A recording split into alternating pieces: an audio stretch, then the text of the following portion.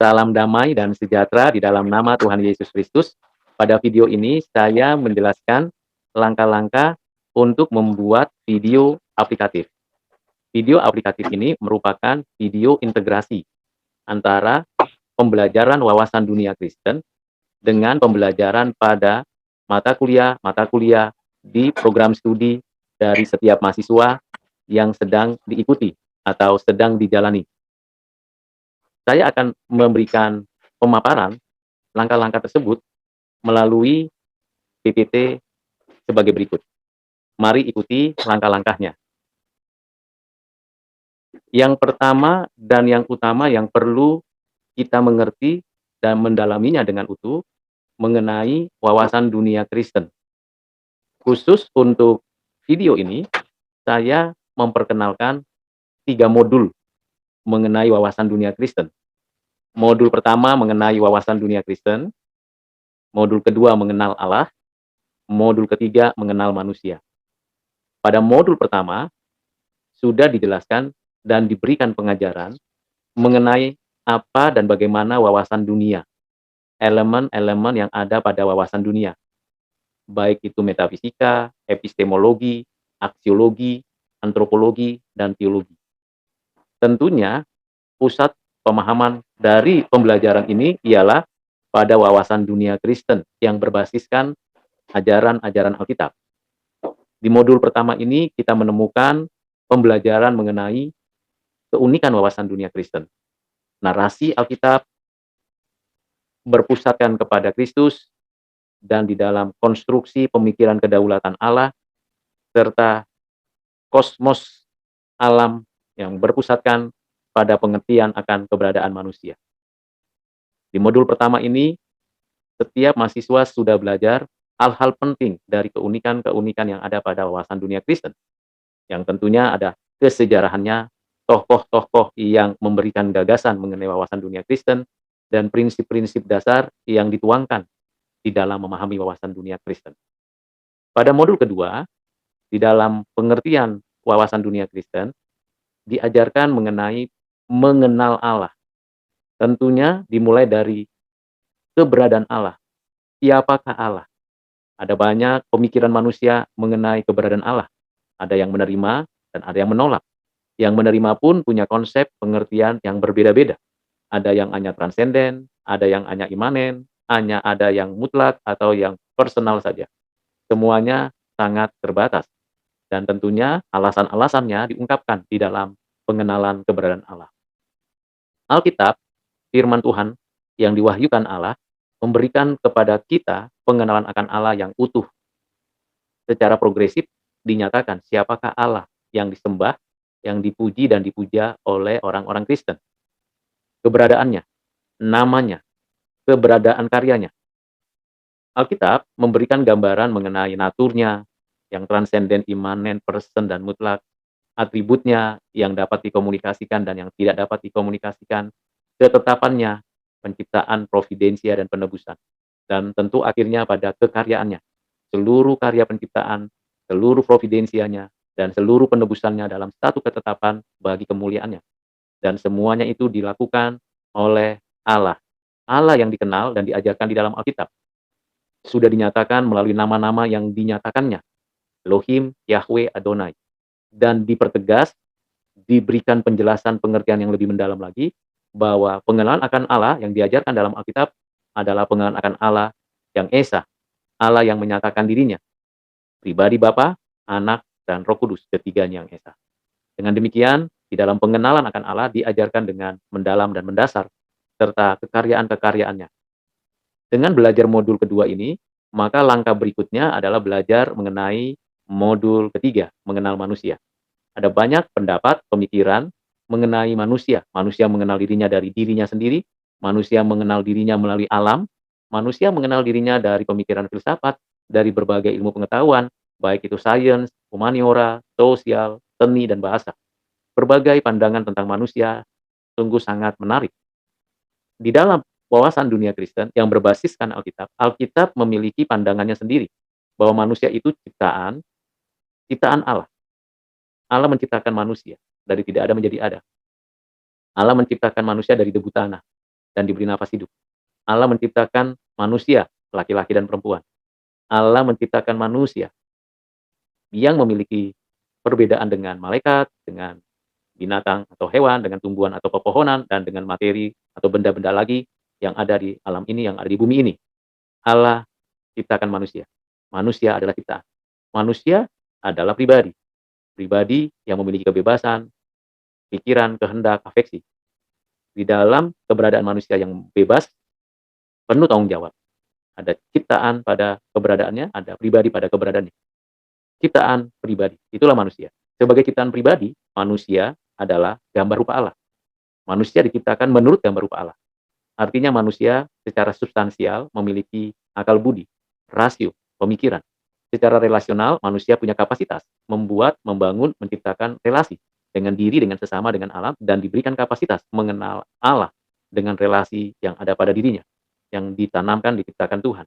Nah, ini keberadaan manusia. Dan juga manusia sebagai gambar rupa Allah memiliki kekuatan, kuasa, dan otoritas untuk mengelola bumi, menguasai bumi, menaklukkan bumi, dikelola sedemikian rupa. Dengan keutuhan ini, manusia sungguh-sungguh berkarya, melaksanakan mandat Tuhan, dan di dalam mandatnya Tuhan menetapkan covenant-nya, covenant kerja. Dan ini menjadi satu kesatuan yang utuh pada diri manusia. Setelah kita mempelajari 3 modul ini, tentu ada modul-modul lain yang menjelaskan tentang keberadaan pembelajaran tentang wawasan dunia Kristen, tetapi khusus untuk video ini, kita belajar 3 modul saja dulu. Nah, di dalam 3 modul ini tentu kita sudah mengetahui topik dan subtopiknya, bagian-bagiannya. Sekarang kita beralih ke bagian pembelajaran ilmu pengetahuan yang ada di perguruan tinggi, yang tentunya sudah dimulai dari pembelajaran dari SD, SMP, SMA. Mari kita lanjutkan pada slide berikutnya. Pada slide ini saya ingin memberikan gambaran tentang bidang ilmu pengetahuan, di mana manusia diberikan kapasitas dan kekuatan, kekuasaan, dan otoritas untuk menaklukkan bumi, mengelola bumi, diberikan kemampuan untuk menemukan kebenaran, merumuskannya, dan menjadikan semua itu menjadi ilmu pengetahuan. Pengetahuan yang prateoritis dan teoritis yang disistematiskan dan dipelajari terus baik di bangku sekolah maupun di perguruan tinggi. Setidaknya ada 5 bidang ilmu pengetahuan yang saya coba pahami dan rumuskan. Pertama sains, kedua humaniora, ketiga sosial, keempat seni, kelima bahasa. Bagaimana bidang-bidang ilmu pengetahuan ini kemudian di perguruan tinggi itu menjadi program studi. Dan di dalam setiap program studi ada peminatan-peminatan yang tentunya itu berkaitan dengan kapasitas dan tentu keinginan manusia untuk mempelajarinya. Nah, di sini kita melihat bagaimana hubungan antara modul pertama, kedua, dan ketiga yang dikaitkan dengan program studi. Program studi di dalam video ini saya hanya memaparkan 4 program studi saja. Program studi biologi, program studi bisnis dan manajemen, program studi komunikasi, dan program studi desain komunikasi visual yang mewakili bidang-bidang ilmu pengetahuan. Tentunya di dalam program studi tadi saya katakan ada peminatan-peminatan dan juga ada bagian-bagian penting yang menjadi fokus sentral daripada program studi. Yang nantinya ada kaitannya bisa diintegrasikan di dalam proses pembelajaran untuk pembuatan video aplikatif. Di dalam setiap program studi selalu ada mata kuliah yang berkaitan dengan program studi tersebut. Baik mata kuliah dasar, mata kuliah kalian, mata kuliah yang secara khusus untuk mendalami dan memahami tentang program studi. Misalnya di program studi biologi ada anatomi dan psikologi manusia, ada mikrobiologi dasar, di program studi bisnis dan manajemen ada transformasi digital dan pengantar kewirausahaan, di program studi komunikasi ada komunikasi massa, psikologi komunikasi, dan etika dan filsafat komunikasi, di program studi desain komunikasi visual ada sejarah film, desain karakter, latar, tipografi, tata artistik. Semua mata kuliah itu untuk membangun pemikiran mengenai program studi, sehingga setiap mahasiswa menguasai dan mendalami dan mengerti tentang program studi yang sedang dijalani. Ketika sudah selesai dan diuji, dievaluasi, maka mahasiswa tersebut bisa dinyatakan lulus dan berhasil dalam memahami bidang-bidang di dalam program studi tersebut. Jadi di sini ada relasi kuat dan betul antara ide dan gagasan, ide dan pemikiran, ide dan realita dengan kenyataan berkaitan dengan wawasan dunia, di mana Allah yang menyatakan diri, yang menciptakan segala sesuatu dan manusia yang diberikan kemampuan berpikir, ditemukan integrasinya dengan keilmuan yang ada. Saya ingin melanjutkan untuk lebih konkret lagi agar dapat sampai kepada langkah pembuatan video aplikatif. Ini langkah-langkah yang perlu untuk diperhatikan oleh kita sekalian. Setelah kita mengetahui atau menetapkan pembelajaran mengenai wawasan dunia Kristen dengan modul-modul yang disediakan, dengan topik dan subtopik yang ada, sampai dengan prinsip dan konsep yang dipelajari, demikian juga dengan program studinya, mata kuliah dan topik subtopik, maka setiap mahasiswa, setiap yang mau belajar, terlebih dahulu memilih modul mana dari 3 modul ini yang menjadi tempat, topik, pemikiran untuk diintegrasikan. Sekali lagi, pilih modul. Jadi tidak bisa hanya menjelaskan seluruhnya, pilih modul. Mau pilih modul 1, modul 2, modul 3. Misalnya sudah memilih modul 2, pilih dari modul 2 itu submodulnya mengenai keberadaan Allah, natur atau atribut atau ketetapan atau karyanya. Pilih lagi dalam setiap submodul ini subtopiknya. Apa yang mau dipilih? Yang mana yang mau diperdalam pengertian? Lalu temukan konsep dan prinsipnya. Misalnya, saya telah menetapkan modul 2. Submodulnya tentang karya Allah. Subtopiknya tentang penciptaan. Maka saya akan mencari, menemukan, memahami konsep dan prinsip wawasan dunia Kristen mengenai penciptaan. Apa itu penciptaan? Siapakah yang mencipta? Apa saja yang dicipta? Lalu saya mengerti tentang penciptaan. Bahwa Allah yang menciptakan segala sesuatu dari tidak ada menjadi ada. Allah yang menyatakan itu melalui firman-Nya. Allah menciptakan manusia. Allah menciptakan alam dan segala isinya. Di brainstorming dulu, kira-kira yang mana. Ini mesti dipilih. Karena kita tidak mungkin menjelaskan keseluruhan dalam waktu singkat dengan video aplikatif yang hanya 3-7 menit. Yang kedua, kita juga sudah menentukan mata kuliah apa dari program studi yang kita akan jadikan mata kuliah yang diintegrasikan. Tentunya kita sudah tahu mata kuliah yang bisa atau lebih mudah diintegrasikan. Mata kuliah apa saja yang bisa diintegrasikan. Lalu dari mata kuliah itu ada topiknya, ada subtopiknya. Tentu topik dan subtopik ini nanti di sini kita akan menemukan isu-isu atau ide utama dari topik atau subtopik pada mata kuliah itu. Misalnya tentang transformasi digital. Apa isunya? Apa yang perlu dipahami di sini?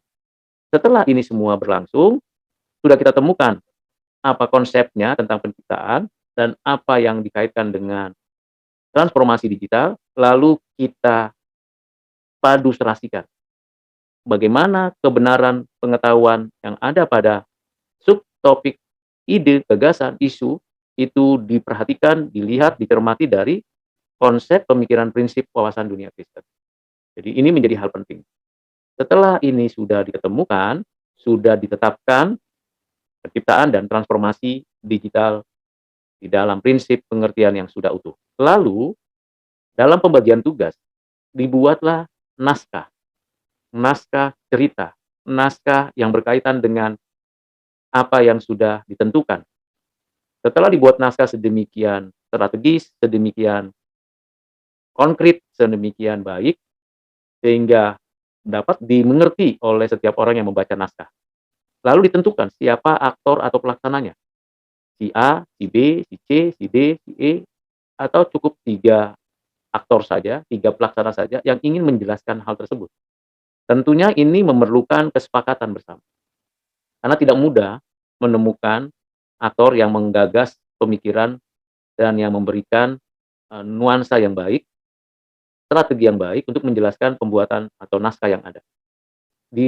Setelah diputuskan siapa yang akan menjadi aktornya dan pelaksananya, maka dilakukan perekaman. Tentu perekaman ini tidak cukup 1 kali, 2 kali, 3 kali, bisa berulang kali. Yang pasti menggambarkan naskah. Dan perlu diingat bahwa setiap video aplikatif itu mendorong, mengarahkan, memberikan insight untuk yang menonton, untuk netizen, untuk pemirsa, untuk penonton. Sehingga ketika 3-5 menit atau 7 menit video itu seseorang akan mengerti, penonton akan tahu, oh maksudnya tentang penciptaan dan digital, transformatif digital itu seperti ini. Nah, setelah direkam, baru perlu pengeditan, ditambah suara yang bagus, ditambah dengan alat musik atau suara alam dan sebagainya. Yang pasti jangan sampai plagiat, copy paste, atau mengambil suara atau musik dari video orang lain tanpa menuliskan informasinya. Itu namanya plagiat, itu namanya melanggar copyright. Jadi harus betul-betul yang orisinil. Kalaupun mengambil video-video yang memang free, boleh diambil untuk menjadi latar atau gambar atau video atau apa saja untuk pengeditan. Nah, ini penting. Dan setelah diedit, sudah selesai final, lalu kemudian disubmit tugas ini, assessment ini, kemudian dipublikasi. Nah, ini publikasi juga sangat penting. Benarkah video aplikatif ini bermanfaat, berguna, memiliki nilai, bermakna? Tentu perlu ketahui bahwa ada yang suka dan ada yang tidak suka. Yang dilihat adalah berapa banyak yang suka, berapa banyak yang menyaksikan video itu mendapatkan penilaian dan apresiasi tentunya. Tetapi kalau tidak ada yang menyaksikan, tidak ada yang melihat, ya untuk apa dibuat video aplikatif ini?